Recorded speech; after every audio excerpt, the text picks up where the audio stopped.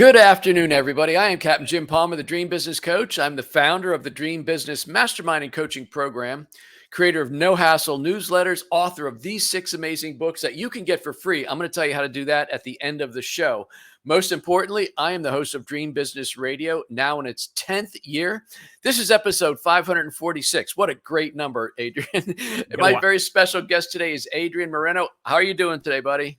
Man, I'm doing lovely. I'm happy to be the 546th interview. That is I know you didn't want to be 545, so 546 it is. I'll take an even number over an odd number every day, but I'm doing great. Man. Awesome. Got a haircut, so I'm feeling great too. All ready to wow the crowd. Hey, folks, this episode of Dream Business Radio is brought to you by the Dream Business Mastermind and Coaching Program.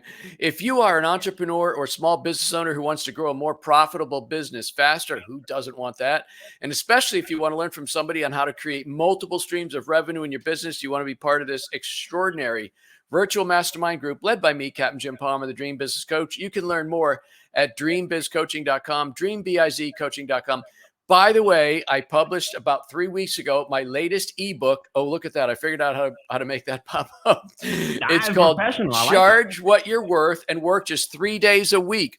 This is, of the 5 ebooks that I've done in probably the last 6 months, this is the most downloaded one, because who doesn't want to work 3 days a week? And actually charging what you're worth is the key. You can download a free copy at work3daysaweek.com, work3daysaweek.com. Okay. I'm going to introduce to you my very special guest, quite an old man. Quite makes me look old. Adrian Moreno began his career in the health and fitness space while also gaining unparalleled experience with hypnosis, NLP. He's established himself as a respected transformation specialist through the power of hypnotherapy. Going against what his mentors taught him, Adrian spent his marketing efforts pitching and getting booked on the top podcasts. And he grew that hypnotherapy company to $250,000 in only 12 months. It's very respectable. And now he spends his time teaching other coaches, course creators, and content creators how to do the same thing. If he isn't doing that, you can find him writing, reading, doing more podcast interviews, and watching, guess what? Watching back issues of The Office, one of my favorite old shows. So Adrian, once again, welcome to Dream Business Radio. Absolutely. Thanks for having me here, man. Thanks a lot. Question. Now, I just channeled. I was like, whoa, it's getting intense. All right, let's go. My God, no. Hey, that's enough of Dwight. So first of all, Adrian, I love to start out my interviews by asking a little bit about your backstory, specifically the entrepreneurial backstory. So I've been on the air well over 10 years now, and people tell me they love the strategies, they love learning, the tips, tricks, all that marketing stuff, but they also get inspired by some of the backstories of my guests. So my question to you, at the ripe old age of, what are you, 24, 25? 26. 26. All right. You got a very young face, like your host for most of his life, not now. Beautiful. So how did you get started? Did you have parents or grandparents who were entrepreneurs? How did you go from, how did you learn the lesson? Because in school today, they don't teach you the other side of get a job, go to college, or go to college, get a job, and just work your life. They never share about entrepreneurialism. Yeah, exactly. That's all my parents talked about too, was, getting a job or, going to school so you can secure some, nice paying career. So that answers the question that no, my parents were not entrepreneurs. I didn't have a model of an entrepreneur around me. Now that I look back at it, I don't think I understood what the word entrepreneur, I didn't even know it was a thing until I was maybe 18, 19 years old. I never saw myself as an entrepreneur. The only thing is I remember my mom having enough money to buy me and my brother Happy Meals, but not having enough money to get her a burger, and her having to go home and, eat a sandwich without even meat, just bread, cheese, and bread. And I remember those days of not being able to buy what I wanted and being told no a lot because we didn't have the money. And so if there's anything that created this entrepreneurial bug, it was more so this desire to not be told no all the time. Like this desire to be able to actually create the life that I wanted and just make a lot of money. Like I'm not, a lot of people say, what's the big why for you? A big reality for me is like, I want to have more options that I know what to do with. And so that's like a bit about, the childhood I grew up in, all the love, but no money. But entrepreneurship didn't happen to me until I lost 91 pounds. So in 2017, so September 19th, 2017, my friend looked at me straight in the eyes and said, Adrian, you got fat. And when he said that to me, because a little backstory to that was I gained 98 pounds in 4 years. Wow, After that's a lot of weight. That's a lot of weight in a short amount of time after I went through a high school heartbreak, the one where your whole world comes crumbling down. I thought my world was crumbling down, so I felt like it. I acted like it, and I gained all this weight. But before that, I had like a six pack. I was in shape. And so my friend was just calling me out on like, dude, what happened to you? And this day is where I get upset, not at him, but at me. Like I knew that I was getting out of shape. I mean, you gained to 98 pounds in 4 years, you know that. But for some reason, I didn't care. And then when he told me this, it stung. At the time, by the way, I was unemployed and I just made money by selling weed. That was the only way that I made a living at the time. And so there's a little entrepreneurialism right there I didn't know about. But anyways, that day, as we were sitting down and talking, I looked at him and I was like, Gilbert, I'm about to lose all of this weight. Like, just watch. And he was like, yeah, whatever, right? Like, here, smoke this weed. Like, he didn't really believe me. I wouldn't have believed me either. But little did we both know how serious I was, because when he left, I pulled up, YouTube. I understood how to work out. I just, looked up a couple of things that maybe I can learn, and then built out a 6-week workout program. I was like, okay, I'm going to cycle through this. This is just on a piece of white paper. And then I got on Google and just looked up some nutrition stuff and then started getting my meals. I went to the HEB that day. I got all my groceries, came back, threw away all the bull crap. And within 9 months, I lost 91 pounds. So like I meant it. I followed through on all of that. And you've kept it off, I'm guessing, correct? Yeah, I kept it off. Yeah, I maybe put on like 15 pounds, but purposely. Because I was like, man, if I keep losing weight, I'm going to disappear. But anyway. So hold on a second. I got to interrupt you because, well, first of all, it's only a half-hour show. So let's move forward. Congratulations on getting healthy. That's the number one thing.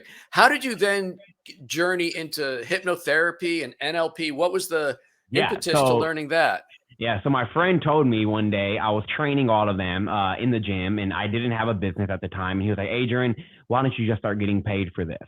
So that's what got me into actually being a fitness coach. Now, while I was a fitness coach, I was charging high ticket. And so I was charging $5,000 for 3 months of coaching. And so I had just played the scenario out. Person A and person B both paid me the same amount of money. Person A takes all the action and changes their life. Person B throws this big book of excuses at me as to why they can't do the things that they said that they're willing to do to get what they deeply wanted.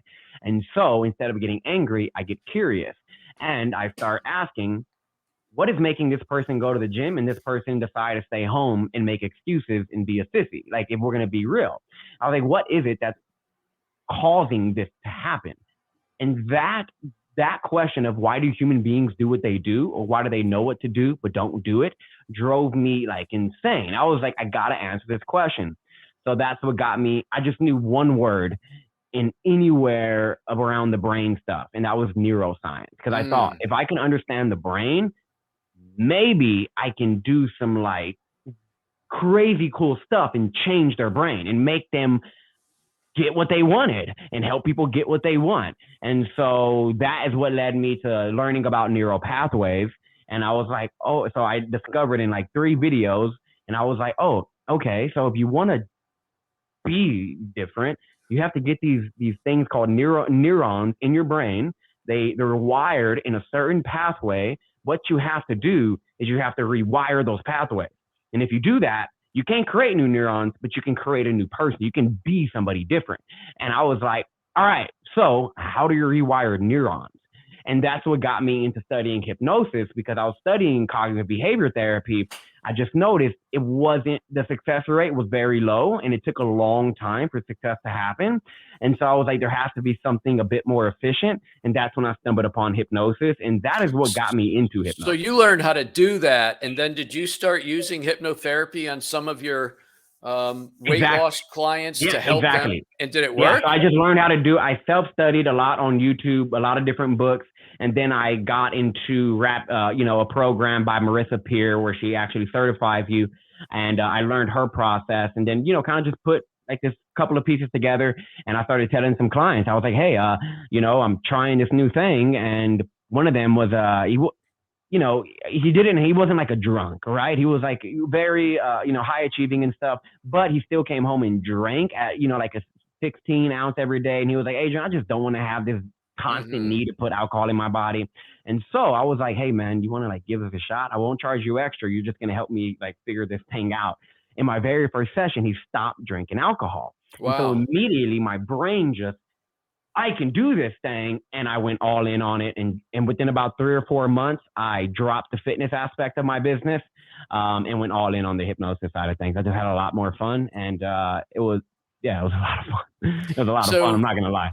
Yeah. So you started promoting that. And as I said in the intro, you generated like $250,000 in a relatively short period of time.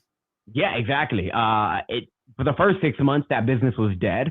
I was living off of the money that I saved up for my fitness business.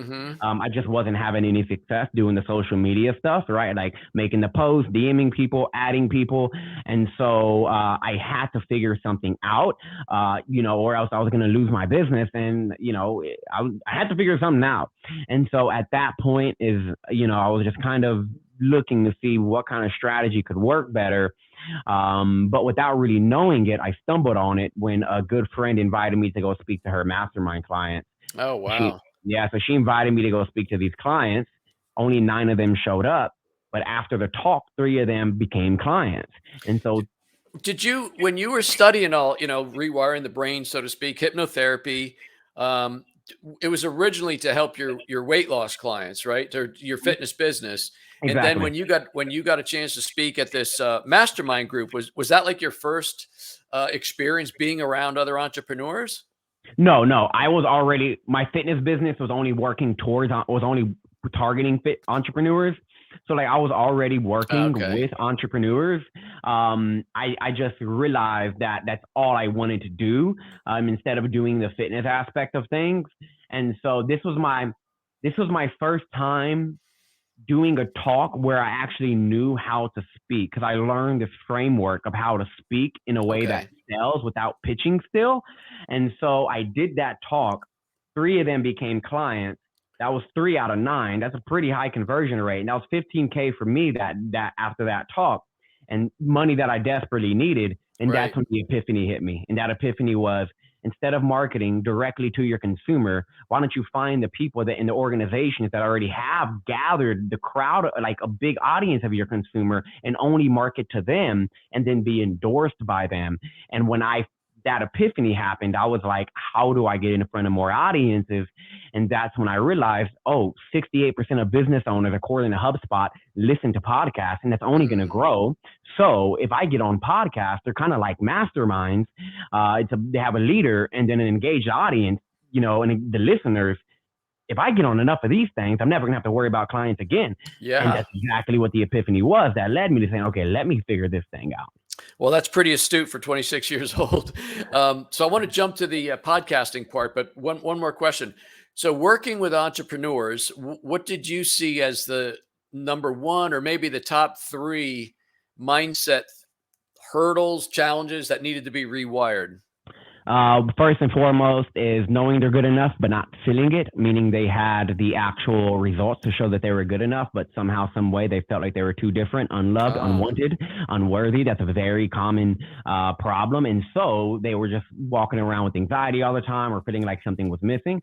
The second thing that I noticed most of the time was this constant fear that they're going to lose everything, even when things are going very well, even when the evidence is like, dude, you're killing it. They're just like, okay, when is the shoe about to drop? I'm about to lose something.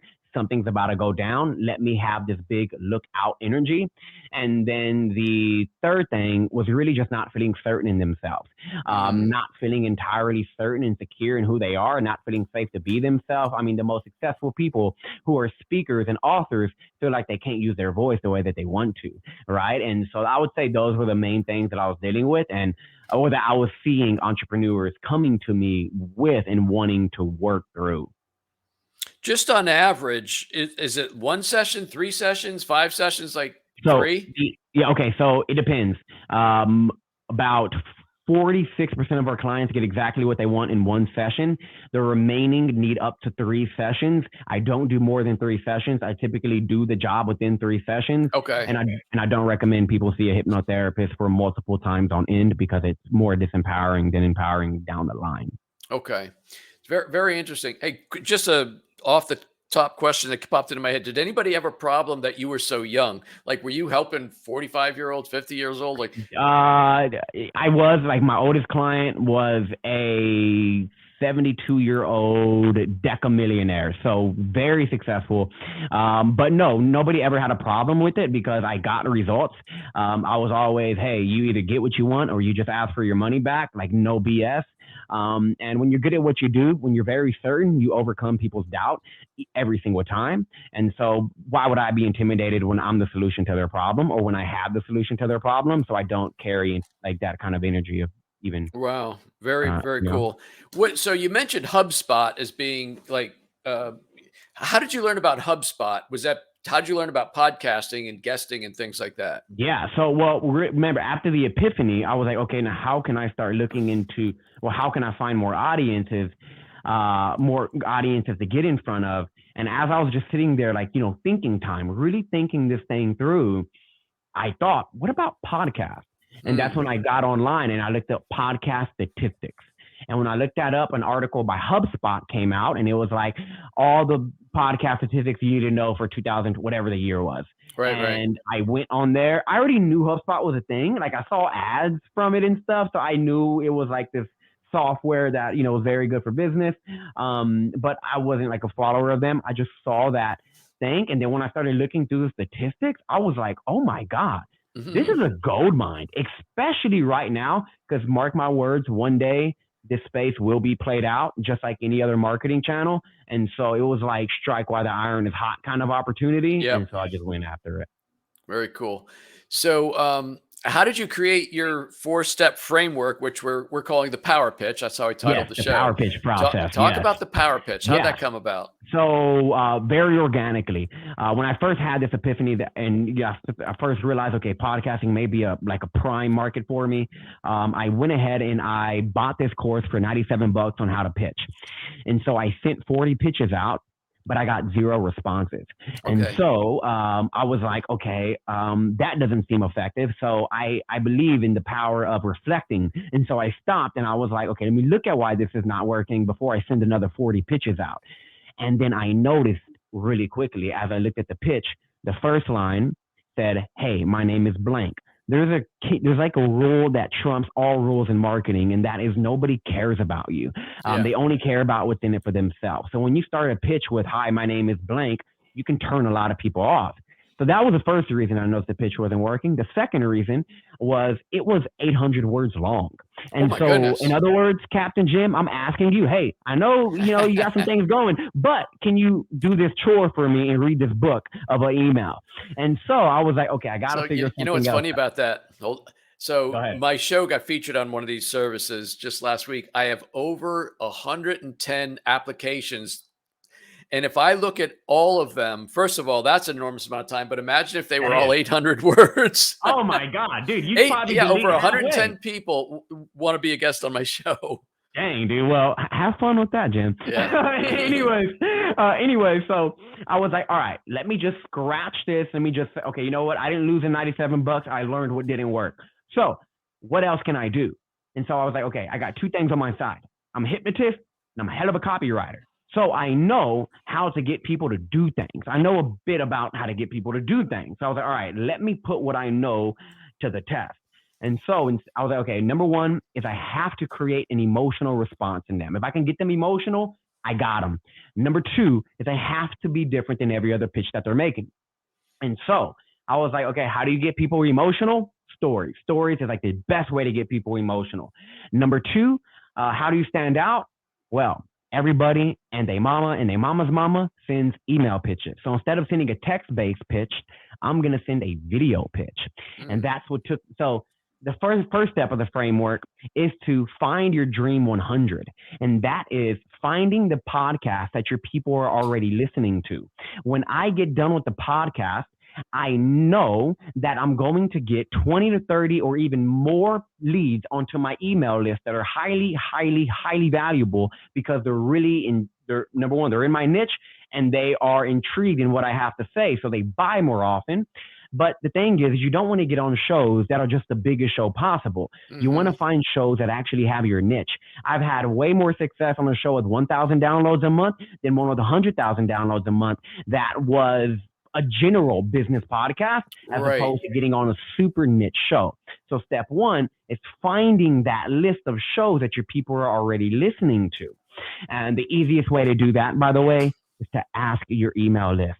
Ask your social network, hey, what shows are you listening to? What are your favorite podcasts? Before you know it, you have a full list. There's other ways to do it, but that's the simplest way that will get you a lot of good stuff. Just occurred to me. I mean, you reached out to me. I mean, this is how far I'm usually booked. At least 2 months ago, maybe further.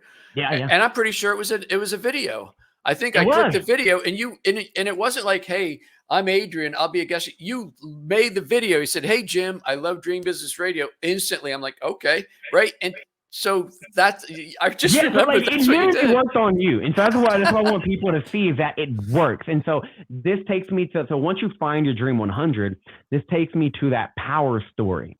That's the second framework, is pitching your power story. Now, again, stories drive people's emotions more than anything. And so inside of that video, you want to tell a story. I told you a story in that video. I did not remember it. Can you remember what you told me? Yeah. So the story was basically, I hired this mentor, I grew my business, but then I shifted my business and it tanked. But I went into the emotions of it. I was like, I felt depleted. I felt embarrassed. I felt shameful. When you highlight the emotional aspects of a story, that's what relates to somebody. Yes. It's not the content. It is the emotional aspects that if you can pull them out, it can truly get somebody to move. And it's what relates people. And so you want to put a story in that video. And the story that you tell is simple. And that is, what's the story behind what you do? Because if you tell them why you do what you do, you've then earned the right to tell them what you do. And whenever you tell them why you do what you do before you tell them what you do, they're enrolled in what you do. They are enrolled in it because they're enrolled in you. They're enrolled in that emotional story that you pulled them into. And so, a lot of people think, well, I don't have a great story to tell. Well, the reality is so didn't Schlitz Beer Company. They didn't think they had a great story to tell. But when Claude Hopkins reached out to them, whenever they reached out to Claude Hopkins, a legendary advertiser, to run their campaigns, Claude Hopkins, he went through their entire beer plant, walked through it all, saw the entire process of how the beer was made, and he was like, why are you not telling anybody about this? This is amazing. And they're like, well, because everybody else makes beer like this. There's nothing special about this. And he goes, I know, but nobody's telling the story. And so they told the story. And what happened? It became one of the number one beer brands in the U.S. market. Yes. And this highlights the fact that all stories are interesting. It's just not all stories are told. So it's not about going to create this cool story. Just reflect and be real. Why do you do what you do? Very astute. Did you used to watch the show Mad Men by any chance? No, never did. So it was about in the 60s, like this ad firm, and they were promoting cigarettes before cigarette advertising got banned. And I think the Lucky Strike was their client, and sales were down, and Don Draper, the head guy, started saying something, and he goes, tell me how you make your cigarettes. And the owner of the company said, well, then we toast the leaves. He goes, that's it. Our cigarettes are toasted. And it was, I think I don't know, it's probably not real, but it was what you just said. Like they assume at the beer company, everybody makes beer, but this is how we do ours. Now, it occurs to me because a little voice in my head said, well, Jim, how good could Adrian's story have been if you didn't remember it? Remember, I get pitched hundreds of times. He got on the show, so it was worthy enough for me to make a connection to him. So anyway, and I do remember that story about the hypnotherapy, with which I'm a big fan of. What type of businesses, Adrian, can benefit from this power pitch type of plan? Yeah. So the business. So if you have an offer that directly improves somebody's professional or personal life, whether you're a life coach, business coach, tax consultant, trademark lawyer, fitness coach, nutrition coach, spiritual coach, whatever. If you are an expert-based business owner, this is a gold mine because people are already listening to podcasts for one reason: to improve their personal or professional life. So if you get on there, use captivating storytelling, you pull them in, they're going to be more likely to buy your stuff. If you're like a mechanic, right? I probably wouldn't be doing this unless you're a mechanic who teaches other mechanics how to grow their business. Okay. Then it makes sense. But if you're a brick and mortar, I probably wouldn't do podcast guesting. So it's more for the expert-based business owner. But the real important part of this is, so I'm gonna like breeze. I'm gonna go through this really quickly. But what you want to do is you want to make sure you're the kind of guest that, if you're that kind of business owner, okay, this is for me. You want to make sure you're the kind of guest that doesn't bomb it and that actually gets people to follow you. And the way that you do that is by being a power guest and answering your questions through stories. Because when you answer your questions through your story or client stories, it's more influential. And so instead of answering questions like, Adrian, how do people get rid of self-doubt? Instead of saying, well, you can do this, do affirmations, yada, yada, yada. Instead of saying stuff like that, you go, well, I once had a client come to me who had a lot of fear of putting out this book. We did our hypnosis session. He went back to a memory at 3 years old where he asked his big cousin something and his cousin said, shut up, nobody wants to hear you. And in that moment, my client at 3 years old made an internal decision that his voice didn't matter. So no wonder at 38 years old, he's having the fear of putting out this book, even though he's a successful person. It's all because that 3-year-old is still strongly alive and he has not made peace or changed that perspective with that 3-year-old. So that's where it comes from. It comes from decisions that you make. And then you go into highlighting the lesson, and then you can go more to the practical side of the answer. That is what turns you into an expert that people want to follow, and you're relatable, you're connectable, and that's not even a word. And then where you actually make the money, though, is on the follow-up. Before me and Jim press play, we said, the fortune is in the follow-up. We had a short conversation, and it is. I make almost $1,000. I make about $1,000 to about $1,500 a day through 100% follow-up. Because when people join my list, when people hear me on a podcast, I don't make this mistake of saying, you can follow me here, here, here, here, here, here, here, here, here, and lay out all the different ways to follow me. That creates a problem of too many options. What I do is I say, yeah, if you want to follow me and you want to actually get all the details on this framework to get booked on shows in as little as 24 hours, then go ahead and go to thepowerpitch.co/PDF and you go ahead and download that right away. Now I got their email, and then I use very aggressive email marketing to follow up and make my sales. Sometimes people buy the day they join my list. Sometimes people buy on email 4. Sometimes people buy on email 80. The reality is, though, is having a follow-up system, because podcast guesting fills up your email list, but you need to have a system to follow up with that list, or it's just like you bought a car without money for gas. That list won't vroom, vroom, or it won't cha-ching. And so you need to make sure that the follow-up funnel is extremely dialed in, and you're intentional on where you send the listeners instead of sending them to all of your socials and all of your websites. How can you capture their email ASAP? So you turned it from a borrowed audience to an own audience that you can now market to and grow your business. Cool. We have actually a little less than 2 minutes. I want to get one more question. What if somebody's out there going, I just don't feel like my story is unique? We all hear about storytelling, but what's unique about me? How do you help somebody through that? I'm going to just say buck up and do it, because Chase Williams, she also thought, one of my students, she also thought there's no way I had a crazy story. I've always been fit. I just like keeping people fit. It's not that interesting story. I said, look, Chase, I love you. So be quiet. follow the damn framework that I laid out for you and watch what happens. She sent out 8 pitches, got booked on 6 out of those 8. So the reality is you just got to do it. If you feel like your story is not boring, if you feel like your story is not interesting, go back to the Schlitz beer example. Not all stories are all stories are interesting, but not all stories are told. So if you tell your story, you will automatically become more interesting.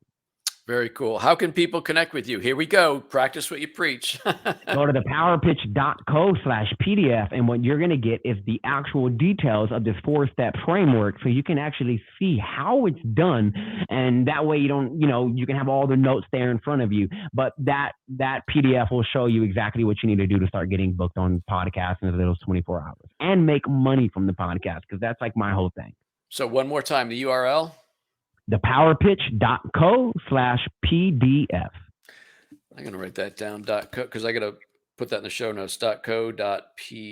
Yeah, /PDF, and that'll take you. There we go. Hey, Adrian, what a fun interview. I'm sure glad I watched your video and got us connected, and here we are going live. So your system works. Absolutely. Thanks a lot for having me. Yeah. Hey, folks, that wraps up this very special interview with my guest, Adrian Moreno, and you can connect with him at powerpitch.co.pdf. The Power Pitch. Thank you for correcting me. No worries. Remember, get a copy of my latest ebook, Charge What You're Worth and Work Just 3 days a Week. In there, I actually go into detail. It's not a 2-minute report. You're going to read it in like 5 minutes. It's probably going to take you 20 minutes. It's about 14 pages, my entire story, how I started, broke in debt, blah, blah, blah, grew several companies, now coach, and I actually have been working 3 days a week for 7 years now. Work3daysaweek.com. My home base is getjimpalmer.com, but suddenly I'm giving you too many URLs if I listen to my special guest here, so I'm just going to get the hell out of here. No, but you remember, you can get free copies of all 6 of my books. It's part of my legacy building program, and they are free in digital format. So if you go to Amazon, they're obviously Kindle books. You can go to Barnes & Noble, bnn.com, and those are Nook books, and they're also in the iBook store. So all 6 books are free. That's my way to help more entrepreneurs grow their dream business so they too can live the dream lifestyle, and still me only working 3 days a week. That's very, very important. All right. I am Captain Jim Palmer, the Dream Business Coach. Until this time next week, another fantastic interview. You take good care.